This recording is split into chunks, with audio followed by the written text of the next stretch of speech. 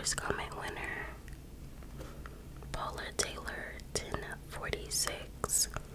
Thank you so much for being the first comment winner.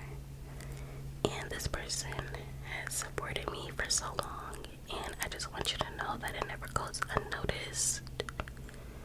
If any of you guys would like to be the first comment winner, just comment below being the first one, and you could be shouted out in one of my future videos. So without further ado, let's get into the video. Sit back, relax, grab a snack, some water, some wine, whatever warms your little heart, and enjoy some crime time. Warning, this video may contain details of graphic content. This channel is for mature audiences only. Some viewers might find this disturbing. Just to warn you guys, I may butcher some names in this story. I am not good with names, y'all.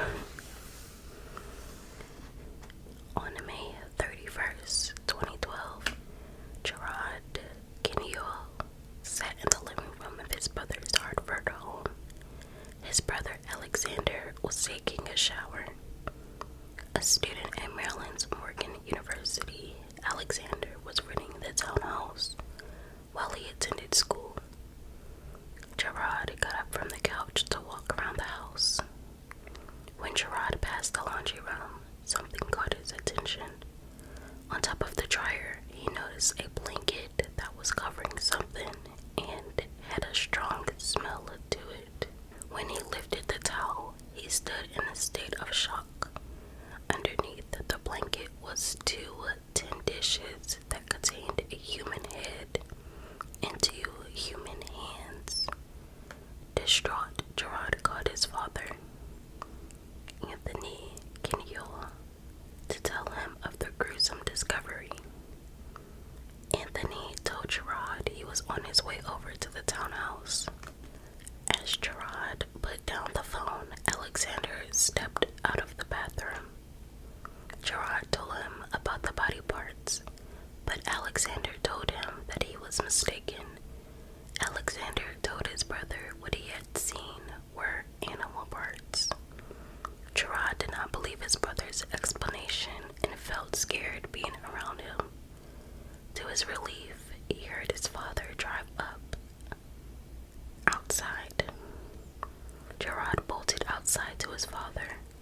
When Gerard and his father went to the laundry room, the tin dishes and the body parts were gone. They heard water running in the basement. When they reached the basement, they caught Alexander hosing off the 2 tin dishes. Gerard had uncovered more than a head and a pair of hands. He had uncovered a dark secret that his brother was trying to hide. Morgan University had a cannibal for a student. Dun, dun, dun. Alexander Kinyua was born on October 23rd, 1990 in Kinyua. He had moved with his family to the United States and become an American citizen. Anthony became a psychics professor at Morgan University, while Alexander studied electrical engineering. Alexander rented a townhouse in Jopa, a town in Hartford County. Alexander was doing well at Morgan. He had a high grade point average and was on track to graduate as a senior in the fall of 2012. Additionally, he was involved in the university's Reserve Officers Training Corps program. However, things started changing for him around 2011. He started to experience hallucinations and found himself in his own alternative universe. He started talking about blood sacrifices and reptilian aliens planning to destroy the earth. He also became obsessed with world cleansing, violence, and the end of the world. He would make his beliefs public by blogging about them, writing books, and even preaching. He believed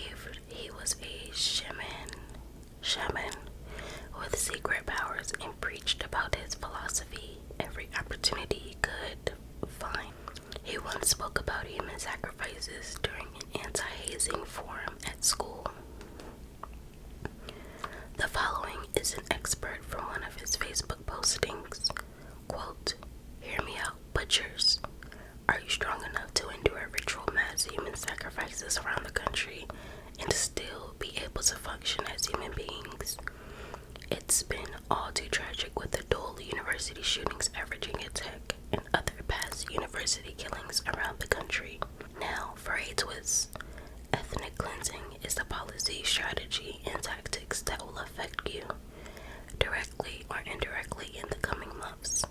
This is the brutal basis and evil and terrifying method of those death cults." End quote.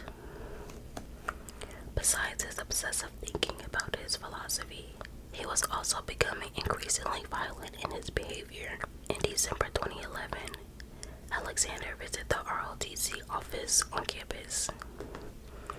Earlier that morning, he had experienced hallucinations, but he was determined to go to campus anyway. As he sat in the ROTC office, his hallucinations began to act up again. They convinced him these typos, y'all. They convinced him other students had sabotaged his computer records and were conspiring to get him drunk, so he would not be able to attend the school's football game. Alexander became angry and started punching holes in the wall. He was immediately discharged from the ROTC. Alexander believed he was a warrior sent to Earth to save it from reptilian aliens. He intentionally burned patterns into his arms, which he claimed to be tribal markings. He also got a tattoo of a portal inked on the top of his bald head. He started to collect weapons, including a machete and brass knuckles. The few male friends Alexander had were asked by female students as to why they would hang around him. To the female students, he was, quote, creepy. On May 19th, 2012, 23-year-old Joshua Caesar had planned to attend a friend's graduation.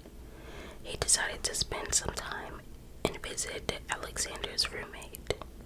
Alexander knew the fact that Joshua would be visiting. Alexander's roommate, oh god, these names, Cujo, I'm just call him Cujo, would be late returning to the townhouse, so he would not be there to greet Joshua. Alexander sat in a chair as he waited for Joshua to arrive. In his hands, he had a baseball bat that had barbed wire around it. His hallucinations told him that Joshua was a threat to children. As he waited, he repeatedly told himself, quote, "Somebody has to protect the kids. I gotta protect the kids," end quote. When Joshua entered his townhouse, Alexander proceeded to beat him with the bat. Ouch. Other students heard Joshua's screams and rushed to see what was happening. When they arrived, they discovered Joshua badly wounded on the floor and Alexander standing above him with a knife. A group of students rushed Alexander and pinned him to a wall as another student called 911. The vicious attack on Joshua left him with a cognitive impairment and traumatic optic neuropathy. Alexander was arrested by campus police and charged with assault and reckless endangerment. Assault? Oh my god, that's like attempted murder. While the prosecutor requested bail, he denied. The court freed Alexander on $220,000 bail. It would be a decision the court commissioner would live to regret. On May 25th, 2012, Alexander's roommate, 37-year-old Cody, arrived back to the townhouse. He had been introduced to Alexander through Anthony, who had befriended him. He moved in with Alexander 6 weeks after meeting Anthony. He also did not know about the incident with Joshua. He was feeling depressed because of a dark cloud that hung over his head. He faced deportation back to Ghana due to him violating the terms of his visa. He had been accused of stalking a female student. He had come home early from campus so he could go to sleep and escape his problems. Outside the townhouse, Alexander was using a machete to cut some plants that were overgrown. It was then he experienced more hallucinations. He grew upset and angry as the voices told him that Cody was out to get him. He started cursing Cody and decided he had to do something about it. Alexander marched into the townhouse and straight to Cody's room. Standing over his sleeping roommate, Alexander started hatching him with a machete. Ouch, oh my god. Cody let out a scream, but his screams quickly turned into silence. Alexander disembodied and decapitated his roommate's body. A sudden urge led him to break open the rib cage, tear out his heart, and feast on it. He then smashed open the skull and started to consume the brain. Alexander kept the head in hands and dumped the rest of the body in a dumpster behind the town Baptist church, which was a mile away from the town home. On May 31st, Anthony called the police to report what Jared had told him. From what Anthony saw in Jared's eyes, he knew that Alexander was up to something. Additionally, Cody's father had also called police to report him missing on May 25th. Alexander was arrested on May 31st at his home. At first, he denied any involvement, but he eventually confessed. He had no choice. Police have found enough evidence. Because he was diagnosed with schizophrenia, he was committed to Clifton T. Perkins Hospital, a maximum security psychiatric hospital, where he was to remain for the remainder of his life. So I'm going to read one more story. It was July 20th, 2009, and 33-year-old Aie Sanchez was being led out of Metropolitan Methodist Hospital by her sister. She was being discharged from Metropolitan the same day she arrived. Aie had pleaded with the hospital staff to hospitalize her, but they ignored her pleas. Instead, they gave her a referral to a clinic and called her sister to pick her up. This all happened despite the insistence of her counselor. From the referring client, who stressed that Aie needed to be hospitalized, her counselor believed she was exhibiting signs of postpartum psychosis. The hospital's mistake of releasing Aie would lead to horrifying consequences. Born in 1976, Aie grew up in the San Antonio, Texas. She was raised by her mother. She never knew her father. From the time she was 5, Aie heard voices in her head. To make matters worse, her mother, aunt, and some cousins also heard voices. Jesus. Aie lived with her grandmother, mother, sister, and 2 nieces. They lived in the north section of San Antonio. As she got older, her voices became more frequent, making it difficult for her to function. Besides the voices, she also had memories of beatings and molestation she experienced by the men in her neighborhood, something she never told her mother about. The tension between her and her family became worse over the years. By the time she was a teenager, she had decided to leave home. Her hearing voices, having no privacy, and being a rebellious teenager had all taken their toll. Aie had seen some therapists about her voices, and she was able to obtain medication for it. Before 2008, San Antonio offered community outreach to those who were uninsured. Her problem was consistency, being on her own and with limited resources. She was not always able to make it to the clinic. Also, she only went when she felt that she needed it. She lacked a continuum of treatments, as do many people with mental illness who are struggling economically. Tired of struggling, Aie decided to go to school that offered a program for becoming a pharmacist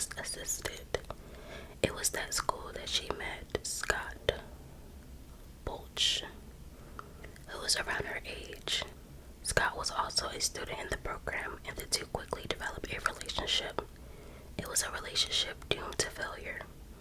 Audie did not tell Scott she had schizophrenia, and Scott had the same disease. Aie moved in with Scott, who lived with his parents. Their roommate was short-lived. Their romance was short-lived. Their arguing and fighting were frequent. Their relationship was very dysfunctional. Aie left Scott and moved back with her family. Things were getting better for her and her family until things got even more complicated. Aie discovered she was pregnant. Though she was reluctant, she felt it was only right to return to Scott. She stayed with him through her pregnancy, and things seemed to be getting better between them. He showed a real interest in the baby, which was born on June 30th. All hopes for becoming a couple again, however, soon fell apart because of the birth. Aie did not want to take her medication, which resulted in her experiencing voices and drastic changes in her mood. Her emotional upset was complicated by the fact that she had developed an infection after giving birth and had to use a catheter. Things between the couple became volatile again. 2 weeks after giving birth, Aie took the baby and returned to her mother's home. Aie was slipping into depression and the voices were becoming rampant. She knew she needed help, especially because her baby depended on her. She went to the clinic and saw a counselor on July 20th. She explained to the counselor that she was having delusions, that other women were breastfeeding her baby, and seeing the faces of other babies being transposed on her baby's face. The counselor was concerned and suspected that Aie was experiencing postpartum depression. Understanding that Aie required immediate attention, she called Metropolitan Hospital. The person who answered the phone at Metropolitan did not want to take any medical information from the counselor, leaving the counselor no choice but to have EMS convey the information to the hospital when they got there. When Aie arrived at Metropolitan, she was left waiting for 20 minutes before anyone attended to her. When the medical staff did see her, they conducted medical tests on her for the next 3 hours. Tests that had nothing to do with her mental condition. When she did receive a mental evaluation, it was done by a counselor, not a psychiatrist. Her history was never discussed, and it was determined that hospitalization was not needed. While they believed she was experiencing hallucinations and delusions, the hospital staff never received the information she may be suffering from postpartum depression. Aie was given a referral to a clinic and released to her sister. Aie was left alone to deal with the voices by herself. In late 2008, funding her mental health care was slashed, and Aie, like many other low-income people, no longer had the community outreach for mental services because she could not hold a job. She had no insurance. It was 4:30 a.m. on July 26th that the voices took her to a nightmarish extreme. Her voices told her that the devil had taken over her son, that her baby was going to be the apocalypse. They told her, eat his insides, that she was a harlot because she had committed adultery, and that there was a demon in her stomach, end quote. The voices also told her that she had to eat her baby by 5 a.m. By doing this, her baby would no longer be possessed. While the rest of her family members were fast asleep, she got out of her bed, grabbed a large kitchen knife, and walked over to her baby's crib. Raising her knife, she repeatedly stabbed her baby. She mutilated her son's genitals, decapitated them, and ate his brain. The taste of her son's flesh caused her to throw up, but her voices demanded that she continue eating him. Her horrified cousin walked into the room and saw the mayhem. Oh my God, could you freaking imagine? She called 911 as Aie wailed in anguish for what she had done. Aie grabbed the knife and plunged into her own stomach. Aie was arrested on the same day and was found not guilty by reason of insanity and committed to a state institution. That watching, and please don't forget to like, comment, and subscribe if you haven't done so already. I love you guys so much, and I'll catch you guys in my next video. Bye bye.